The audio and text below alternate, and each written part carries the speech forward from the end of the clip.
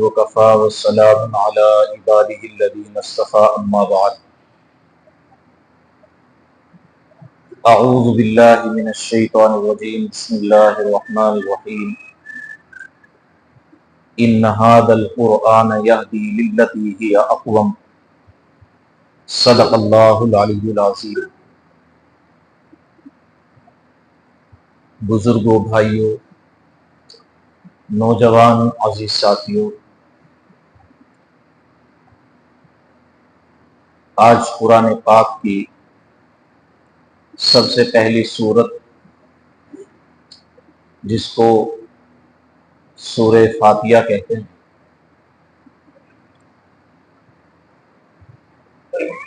اس کی تفسیر شروع ہوگی۔ اللہ تعالیٰ مجھے مختصر الفاظ میں صحیح تفسیر کرنے کی اور اس کے مطابق اپنی زندگی گزارنے کی توفیق عطا فرمائیں، اور اللہ تعالیٰ آپ کے لیے بھی اس کو مفید بنائیں۔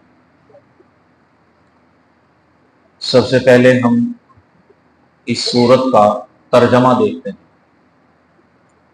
کہ اس سورت کا ترجمہ کیا ہے۔ اعوذ باللہ من الشیطان الرجیم،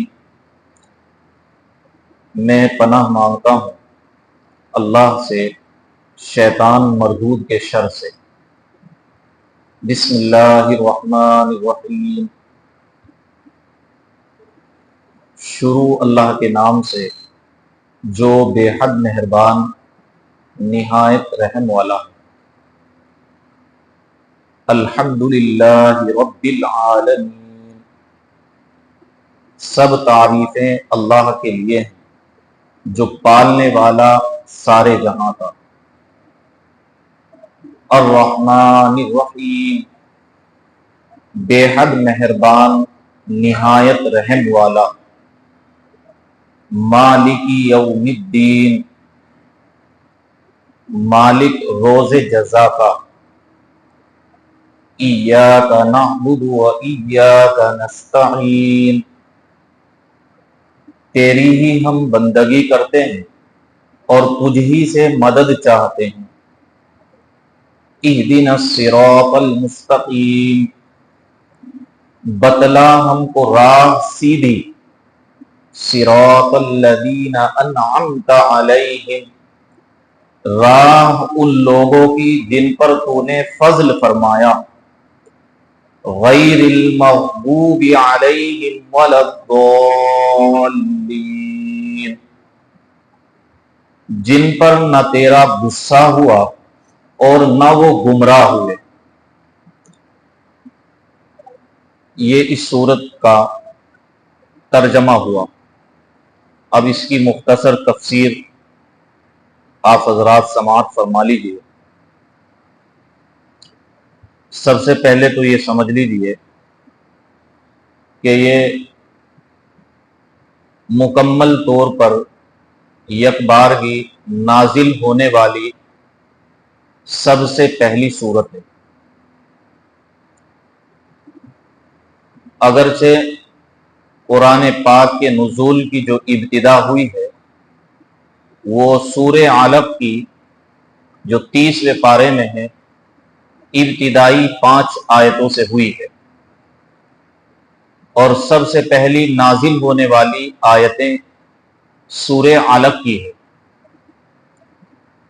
مگر پوری سورت یک بارگی نزول کے اعتبار سے یہی سورہ فاتحہ ہے۔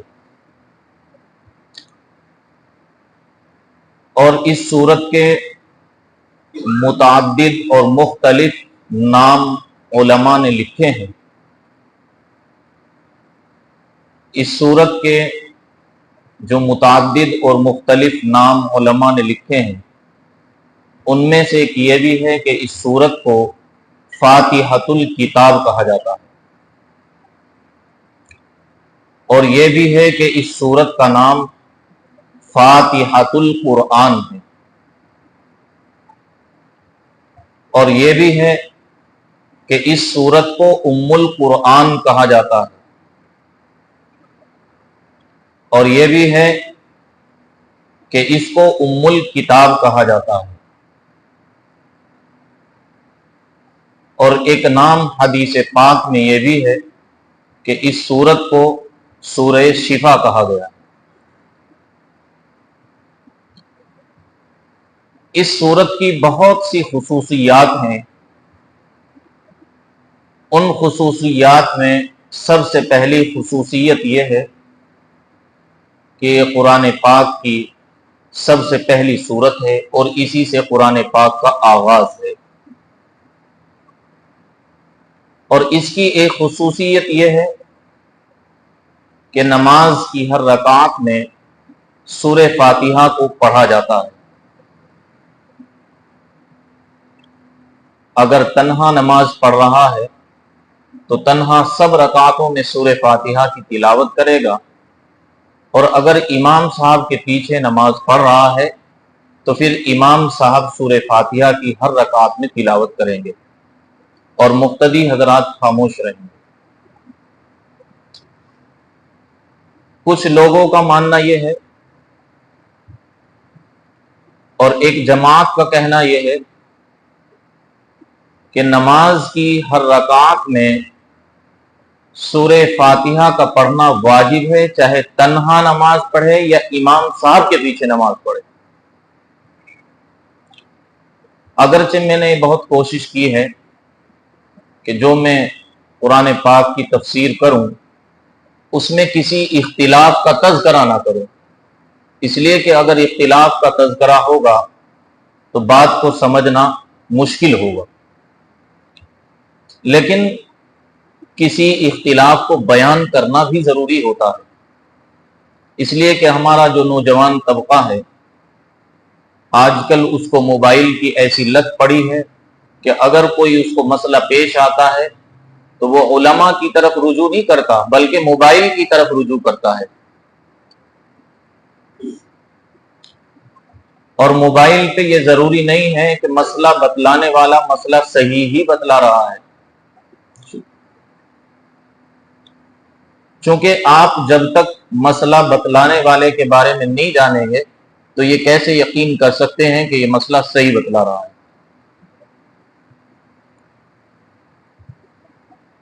ہمارا نوجوان موبائل سے چونکہ زیادہ ہی جڑ گیا ہے تو بعض باتیں اس نے ذہن میں ایسی بٹھا لی کہ وہ یہ سمجھتا ہے کہ یہی صحیح ہے اور اس کے علاوہ باقی سب غلط ہے۔ جیسے اہل حدیث کا کہنا یہ ہے کہ نماز کی ہر رکعت میں سورہ فاتحہ کا پڑھنا واجب ہے، چاہے وہ تنہا نماز پڑھے یا جماعت کے ساتھ نماز پڑھے۔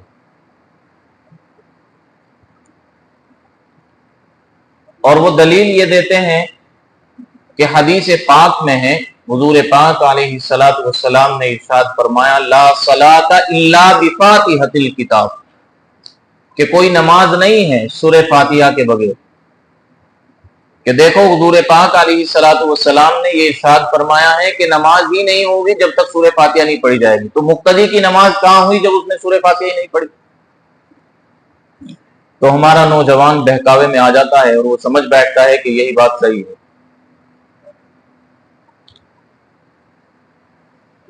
حالانکہ ہم خود اپنی زبان بھی صحیح طور پر نہیں سمجھ پاتے تو عربی زبان کو ہم کہاں صحیح طور پر سمجھ پائیں گے؟ سمجھانے والوں نے جو سمجھانے کی کوشش کی ہے، بس اللہ سے دعا یہ ہے کہ اللہ ہمیں وہی حق بات سمجھا دے، اور سمجھنے والوں نے یہ بات سمجھائی ہے کہ حضور پاک علیہ الصلوۃ والسلام کے فرمانے کا یہ مقصد نہیں ہے کہ آپ نے یہ بیان کیا ہو کہ بھائی اس آدمی کی تو نماز ہی اللہ کے نزدیک قابل قبول نہیں ہوگی، نماز کی جس رکعت میں اس نے سورہ فاتحہ نہ پڑھی، یہ مقصد نہیں ہے۔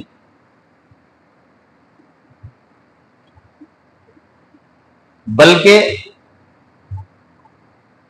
جو حضور پاک علیہ الصلوۃ والسلام نے یہ ارشاد فرمایا ہے، اس ارشاد کو سمجھنے کے لیے قرآن پاک کی ایک آیت کو سمجھنا پڑے گا اور پوری بات تب سمجھ میں آئے گی۔ آدھی ادھوری بات سے کوئی مسئلہ نہیں سمجھ میں آتا۔ قرآن کریم ایک موقع پر اور ایک آیت کریمہ میں ارشاد ہے اللہ تعالیٰ کا، فَإِذَا قَرَأْتَ الْقُرْآنَ وَإِذَا قُرِئَ الْقُرْآنُ فَاسْتَمِعُوا لَهُ، یہ ارشاد ہے وَإِذَا قُرِئَ الْقُرْآنُ فَاسْتَمِعُوا لَهُ وَانصِتُوا لَعَلَّكُمْ تُرْحَمُونَ، کہ جب قرآن پاک کو پڑھا جائے تو خاموش ہو جاؤ اور توجہ کے ساتھ سنو۔ تو اب بات سمجھ میں آ گئی کہ حضور پاک علیہ الصلوۃ والسلام نے جو یہ ارشاد فرمایا ہے کہ سورہ فاتحہ کے بغیر نماز ہی مکمل نہیں،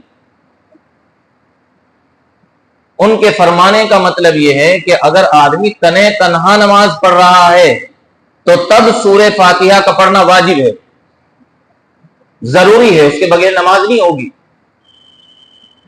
اور جب امام صاحب کے پیچھے جماعت کے ساتھ نماز پڑھ رہے ہیں تو پھر قرآن پاک کی اس آیت کا حکم دیکھا جائے گا کہ قرآن کی یہ آیت یہ کہہ رہی ہے کہ جب قرآن پاک کو پڑھا جائے تو خاموش ہو جاؤ۔ اگر ہم امام صاحب کے پیچھے بھی سورہ فاتحہ پڑھیں گے تو قرآن کریم کی اس آیت کا کیا مطلب رہے گا کہ قرآن پاک جب پڑھا جائے تو خاموش ہو جاؤ۔ لہذا بات پوری سمجھ میں آ گئی کہ جب امام صاحب کے پیچھے نماز پڑھیں گے تو خاموشی کے ساتھ قرآن پاک کو سنیں گے، اور جب تنہا نماز پڑھیں گے تو پھر اپنی نماز کی ہر رکعت میں سورہ فاتحہ بھی پڑھیں گے۔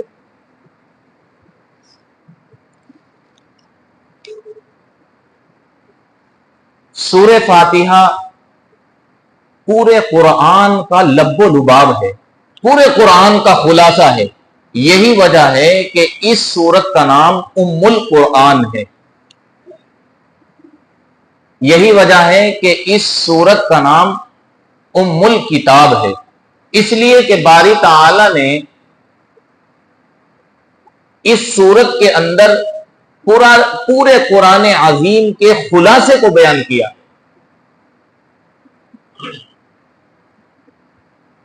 پورے قرآن پاک کا مواد اسی سورت کے اندر ہے۔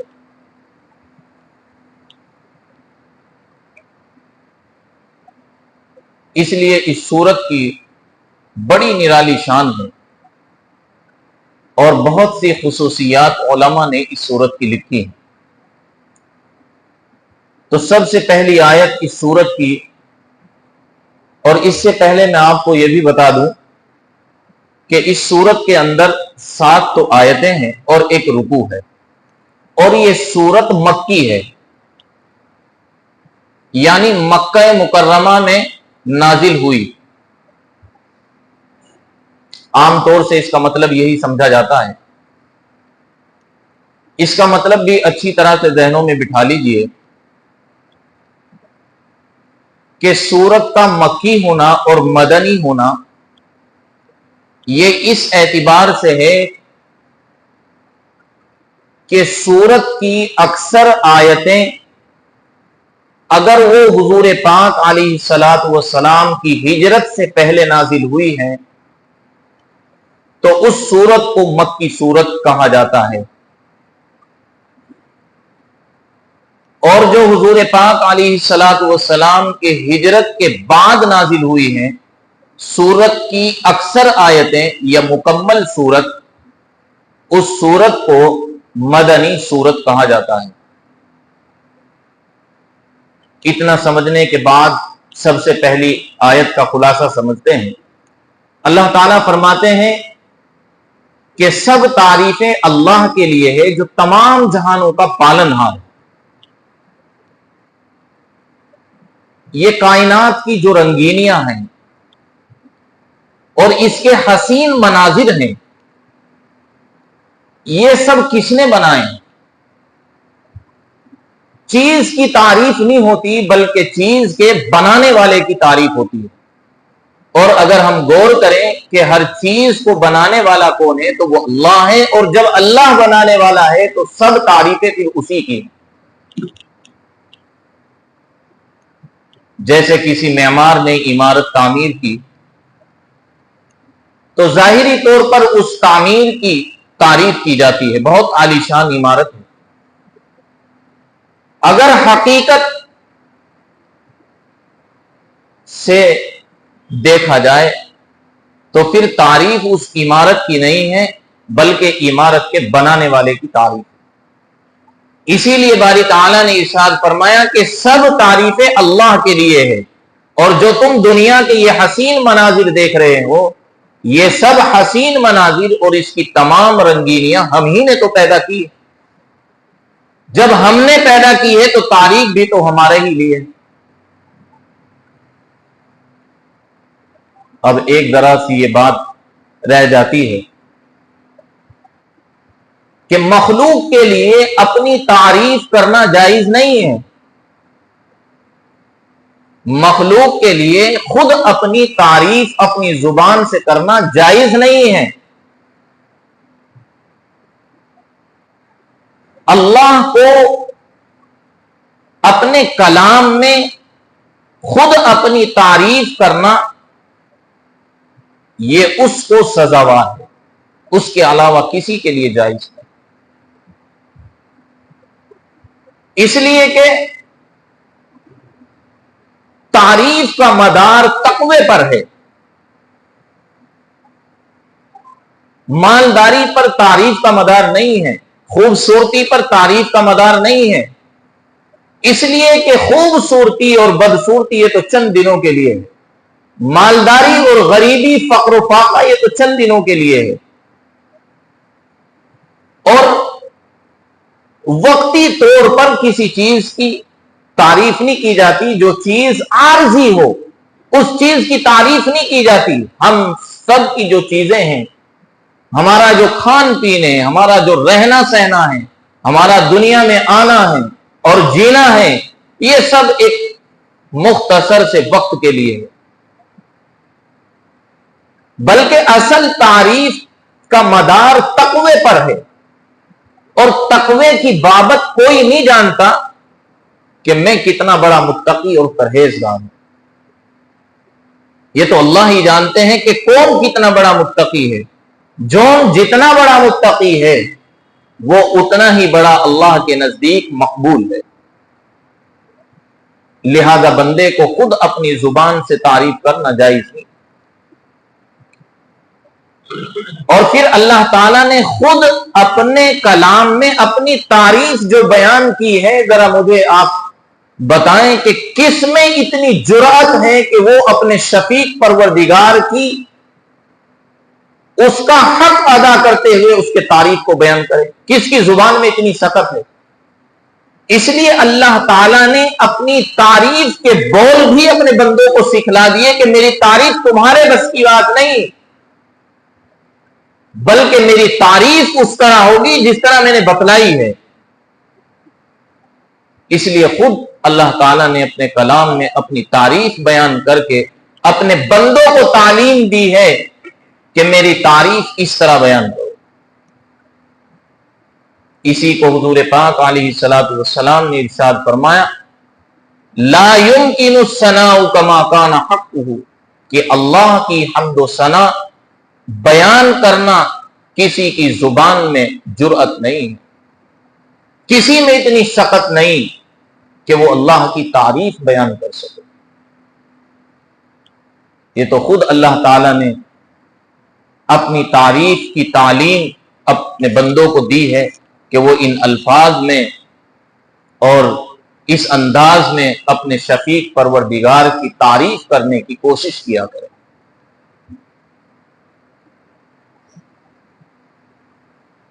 تمام تعریفیں اللہ کے لیے ہیں، اور اللہ کون ہے؟ اللہ وہ ہے جو تمام جہانوں کو پال رہا ہے، پرورش دے رہا ہے، ان کی تربیت کر رہا ہے، ان کی نگرانی کر رہا ہے۔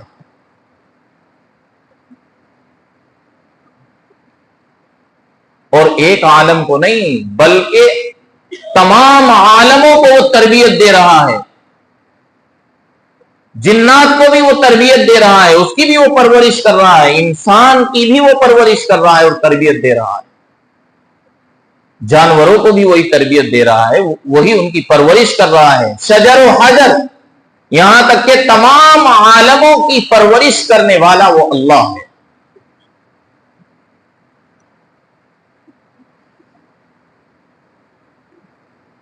آگے ارشاد فرماتے ہیں الرحمن الرحیم، بے حد مہربان، نہایت رحم والا ہے۔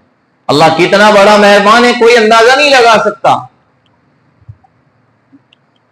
اور اس بات سے اس شعبے میں نہیں پڑھا جائے کہ اگر کوئی انسان مالدار ہے، گھر کے اعتبار سے وہ خوشحال ہے، تو اس پر اللہ کی مہربانی ہے، اور جو آدمی تنگ دست ہے، فقیر و محتاج ہے، بیمار ہے، تو اس پر اللہ کی مہربانی نہیں ہے، ایسا نہیں ہے۔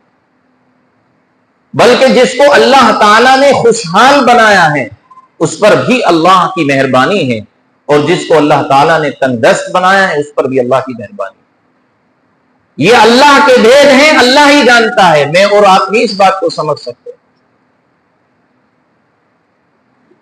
کتنے لوگوں کو مالداری لے ڈوبتی ہے اور کتنے غریبوں کو اس کی غربت جو ہے جنت الفردوس میں پہنچا دیتی ہے۔ اس لیے اللہ کے بھید ہیں، اللہ ہی جانتا ہے اپنی کاریگری کو، اس لیے وہ سب پر مہربان ہے اور بڑا مہربان ہے، نہایت رحم کرنے والا، دنیا میں بھی آخرت میں بھی۔ دنیا میں اس کی مہربانی ہے کہ اللہ تعالی نے ہماری تربیت اور پرورش کے تمام انتظامات بنائے ہیں، اور آخرت میں اس کا انعام یہ ہے، اس کا رحم یہ ہے کہ اللہ تعالیٰ مومن کو خصوصی طور پر انعام سے نوازے جس کا اس نے تصور نہیں کیا ہوگا۔ اس لیے اللہ تعالیٰ مہربان ہے، بڑے مہربان ہے، نہایت رحم کرنے والے۔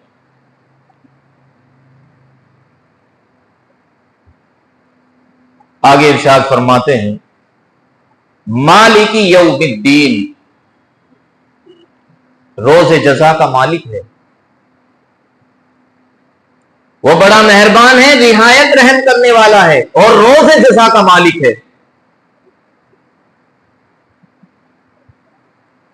جب یہ بات سنتے ہیں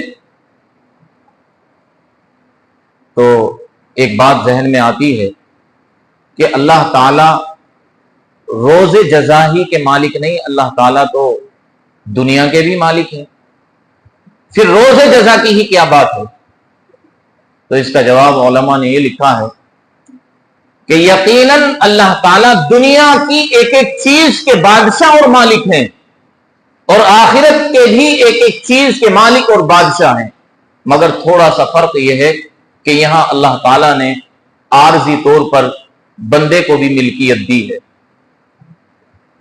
یہاں کچھ نہ کچھ بندے کو بھی دخل ہے، لیکن آخرت میں اس دخل کو ختم کر دیا جائے گا، اور وہاں بادشاہت اگر کسی کی ہوگی تو وہ ذات صرف اللہ تعالیٰ کی ہے، وہاں کسی کا بس نہیں چلے گا۔ اس لیے اللہ تعالیٰ نے یہ بات ارشاد فرمائی کہ روز جزا کا مالک ہے۔ روز جزا یعنی جس دن گناہگاروں اور نیکوکاروں کو بدلہ دیا جائے گا، اس دن کا وہ بادشاہ ہے، اور ایسا بادشاہ ہے کہ کسی کو دخل دینے کی جرات نہیں ہوگی، جو وہ فیصلہ کرے گا اس کا فیصلہ اٹل ہوگا، اور جو وہ بادشاہت کرے گا وہ خود مختاری کی بادشاہت ہوگی، کسی کو چوں کرنے کی جرات نہیں ہوگی، جس کے لیے جو فیصلہ ہوگا وہ فیصلہ ہوگا، اور اگر وہ کسی کو معاف کر کے جنت میں داخلہ دے گا تو پھر کوئی اس کو یوں نہیں کہہ سکے گا کہ تو مجرم ہے، اس کو جنت میں کیوں پہنچا دیا۔ اگر وہ پوری زندگی سجدہ کرنے والوں کو جہنم میں پہنچا دے تو کوئی کسی کی مجال نہیں ہوگی کہ کوئی اس کو یوں کہے کہ تو پوری زندگی سجدہ کرتا رہا اور آپ نے اس کو جہنم میں داخل کیا۔ یہ اس کی بادشاہ، اسی کو اللہ تعالیٰ نے ارشاد فرمایا مالک یوم الدین، روز جزا کا مالک ہے۔ یہ 3 آیتیں ہوئی ہیں، اور اس پوری سورت کی بابت ایک روایت ہے جو میں آپ کو سنانا چاہتا ہوں، لیکن اس سے پہلے اس سے اگلی جو آیت ہے اس کا بھی خلاصہ سن لیجئے۔ ایاک نعبد و ایاک نستعین، ہم تیری ہی عبادت کرتے ہیں اور ہم تجھ ہی سے مدد مانگتے ہیں۔ ہم تیری ہی عبادت کرتے ہیں اور تجھ ہی سے مدد مانگتے ہیں۔ اللہ تعالیٰ نے اپنے بندوں کو تعلیم دی ہے کہ دیکھو، جب ساری کائنات کا پیدا کرنے والا ہو، اس کائنات کے نظام کو چلانے والا ہو، تو سب تعریفیں اس کے لیے ہیں، اور جب سب تعریفیں اس کے لیے ہے تو عبادت اور بندگی بھی تو اسی کے لیے ہو۔ اس لیے کسی دوسرے کی اس کے سوا بندگی کرنا جائز نہیں۔ اور پھر جب وہی بندگی کے لائق ہے اور وہی کارساز ہے اور وہی مختار کل ہے، تو پھر مدد بھی اسی سے مانگی جائے گی۔ ایاک نستعین، ہم تجھ ہی سے مدد مانگتے ہیں اور تیرے سوا کسی سے مدد نہیں مانگتے۔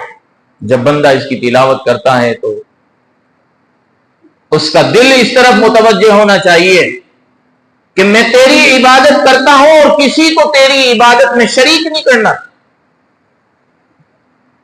میں تیری عبادت کرتا ہوں، تیرے سوا کوئی معبود نہیں۔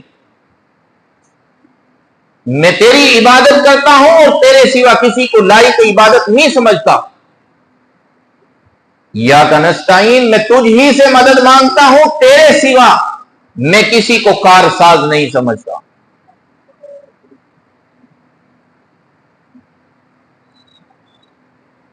یہ قرآن پاک کی 4 آیتیں ہو گئی ہیں اور تقریباً وقت بھی پورا ہونے کو ہے، اور اس سورت کی بابت جو مجھے حدیث پاک آپ کو سنانی تھی وہ بھی تقریباً نہیں ہو پائے گی، اس لیے ایک مختصر سی بات یہ بھی عرض کر دوں کہ عبادت کس کو کہتے ہیں۔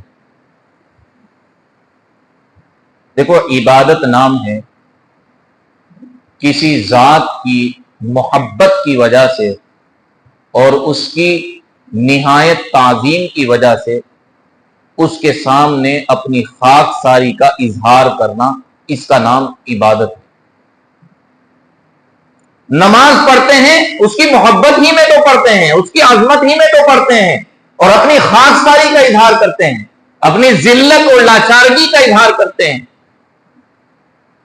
اللہ، میں تو اتنا ذلیل ہوں، میری پیشانی تیرے سامنے جھکی ہے، اور تو اتنا بلند و بالا ہے کہ سب سجدے تیرے ہی لیے ہیں، سب عبادتیں تیرے ہی ہیں۔ حضرت امام غزالی رحمت اللہ علیہ نے عبادت کی 10 قسمیں لکھی ہیں۔ کتنی قسمیں لکھی ہیں؟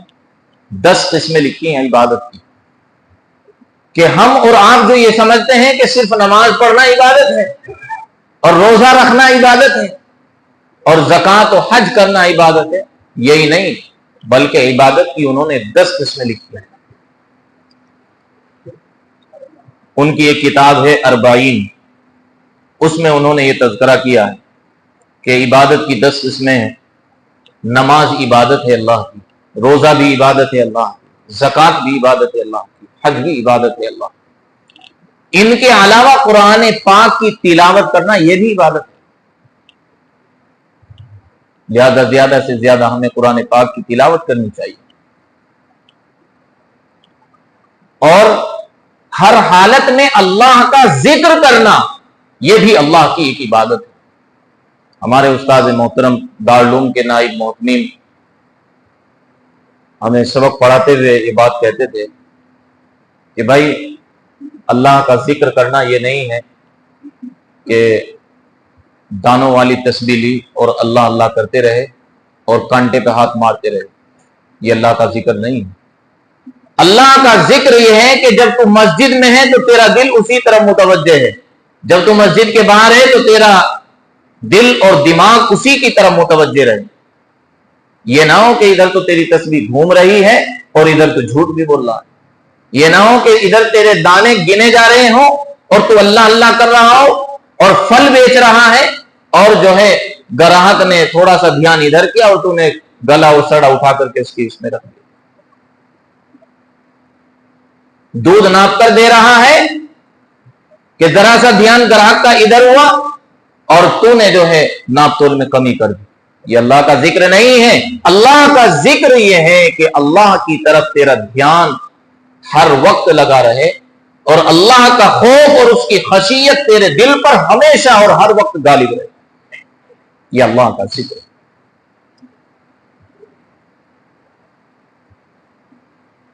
حلال روزی کے لیے کوشش کرنا یہ بھی اللہ کی عبادت ہے. حلال روزی کے لیے انسان محنت کرے یہ بھی اللہ کی بہت بڑی عبادت ہے. اللہ تعالیٰ نے تو قرآن پاک میں اس روزی کو اور اس مال کو فضل کہا ہے.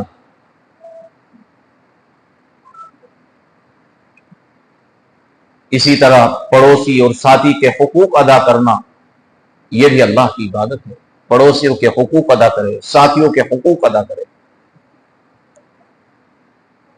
اور ساتویں قسم یہ لکھی ہے کہ نویں قسم یہ لکھی ہے کہ لوگوں کو نیک کاموں کے کرنے کی ہدایت کرنا, حکم کرنا اور برے کاموں سے ان کو روکنا یہ بھی اللہ کی بہت بڑی عبادت ہے, جس کو کہتے ہیں امر بالمعروف نہی عن المنکر. اس کے بغیر تو زندگی ادھوری ہے. امر بالمعروف نہی عن المنکر کے بغیر وہ زندگی کوئی زندگی نہیں جس میں امر بالمعروف نہ ہو اور نہی عن المنکر. حضرت مولانا اشرف علی تھانوی نور اللہ مرقدہ کہا کرتے تھے کہ میں اپنے جس عمل میں کمزوری دیکھتا ہوں تو میں اس چیز کو لوگوں کے سامنے بیان کرتا ہوں اس نیت سے کہ اللہ تعالیٰ مجھے اس پر مضبوطی کے ساتھ کھڑا کر دے, اور میں اس کی برکت یہ دیکھتا ہوں کہ میری اس عمل کی کمزوری دور ہو جاتی ہے اور میں اس پر مضبوطی کے ساتھ کھڑا ہو جاتا ہوں.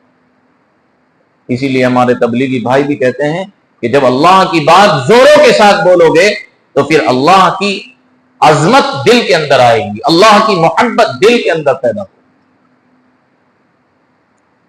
اور 10ویں قسم انہوں نے یہ لکھی ہے کہ رسول پاک علیہ الصلوۃ والسلام کی سنت کا اتباع کیا جائے یہ بھی اللہ کی بہت بڑی عبادت ہے. حضور پاک علیہ الصلوۃ والسلام نے تو ارشاد فرمایا کہ میری امت کے 70 فرقے ہوں گے. معارف القرآن میں حضرت مفتی شفیع صاحب نور اللہ مرقدہ نے 70 فرقے ہی لکھا ہے, یہی حدیث بیان کی. لوگوں میں مشہور ہے 72, ہو سکتا ہے 72 کی بھی حدیث ہو کہ میری امت کے 70 فرقے ہوں گے, ایک فرقہ جنت میں جائے گا. صحابہ نے پوچھا یا رسول اللہ وہ کون سا فرقہ ہوگا؟ تو آپ نے فرمایا ما انا علیہ واصحابی, جو میرے راستے پر ہوگا اور میرے ساتھیوں کے راستے پر ہوگا, جو میری پیروی کرے گا, میری اتباع کرے گا اور میرے اصحاب کی اتباع کرے گا, وہ فرقہ جو ہے جنت میں جائے گا. اللہ تعالیٰ مجھے بھی آپ کو بھی عمل کی توفیق عطا فرمائے اور قرآن پاک کی تفسیر